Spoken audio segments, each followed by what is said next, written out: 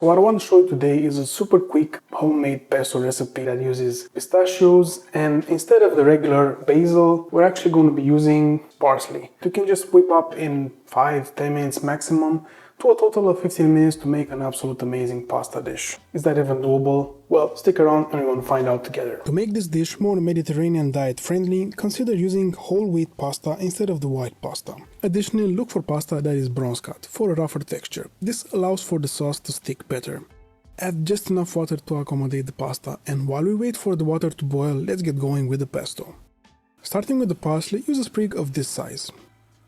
Then remove any stems that do not have leaves on them. Cut it into smaller pieces to ensure that they can move freely inside a blender. Next, add the green parts of 2 scallions. And now that the water is boiling, add the pasta. Set a timer for 2 minutes less than what the package recommends. Now, add 100 grams of raw, unsalted pistachios, followed by a small amount of hot pepper flakes. I'm using dried pepperoncino, which are quite hot, so we only need a little amount. Next, add 3 cloves of garlic, and finally 100 milliliters of extra virgin olive oil. To blend the ingredients, I use a magic bullet, but a regular blender would work as well. However, no matter how you blend it, some scraping will be necessary.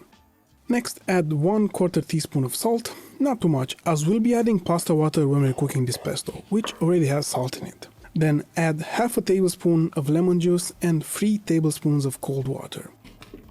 Blend again to combine. This recipe makes enough pesto to serve 4.